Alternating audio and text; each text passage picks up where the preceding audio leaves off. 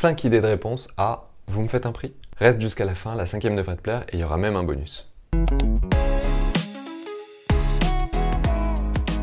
Hello et bienvenue dans un tout nouveau Tipstem. Aujourd'hui on va parler d'argent. Plus précisément, on va voir ce que tu pourrais répondre à quelqu'un qui te dirait « C'est un peu cher, est-ce que vous pouvez me faire un prix ?» Maintenant, si tu me suis depuis un moment, ou si tu as lu mon livre, je te mets le lien dans la description, tu sais que toute la stratégie commerciale consiste à faire reconnaître à ton futur client la valeur du service que tu vas lui rendre. Et en principe, cette valeur est au moins 10 fois supérieure au prix que tu vas lui demander en échange. Mais voilà, parfois, tu as des gens qui vont chercher à négocier par principe, par culture ou par éducation.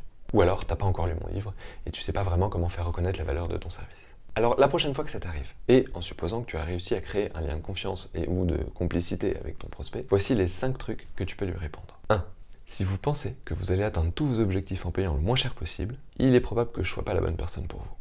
En disant ça, tu insistes sur la valeur que tu crées pour lui ou elle, tout en le challengeant sur le genre de personne qu'il est. S'il ne veut pas être perçu pour un gratteur, alors tu as toutes les chances qu'il lâche l'affaire sur la question du prix.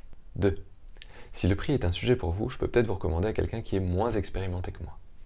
Et tu dis ça avec toute la sincérité et l'authenticité qui est la tienne. Il y a des personnes qui n'ont pas les moyens de se payer quelqu'un comme toi, et c'est ok pour les autres, le prix ne sera donc pas un sujet. 3. Je ne cherche pas à être moins cher que mes concurrents, mais une chose est sûre, si on bosse ensemble, vous aurez l'esprit tranquille jusqu'à la fin de votre dossier. Là, tu reconnais que tu es cher, et c'est parfaitement ok, puisque justement, tu relis ça à la valeur que tu crées. En l'espèce, avoir l'esprit tranquille jusqu'à la fin. Au fait, si t'aimes bien ce genre de vidéo, abonne-toi à cette chaîne, j'en ai plein d'autres sous le coude. On passe à la réponse 4. Ok, je bosse pour vous gratuitement, comme ça, vous prenez pas de risque. En échange, je veux 10% de votre marge nette, tous les mois, pendant 2 ans. Ok pour vous ? Bon, bien sûr, tu dis ça avec un petit sourire en coin qui montre que tu plaisantes.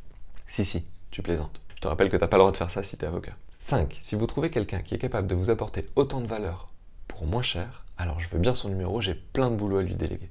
Là aussi, tu fais un petit sourire. Le but n'est pas de le choquer, mais de lui faire comprendre que tu as déterminé ton prix en tenant compte de la valeur que tu allais créer, et non pas seulement des ressources en temps que ça va te prendre.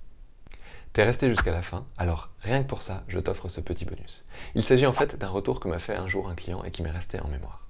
Parfois, il vaut mieux dépenser un peu plus que ce qu'on avait imaginé, que dépenser un peu moins que ce qu'on devrait dépenser.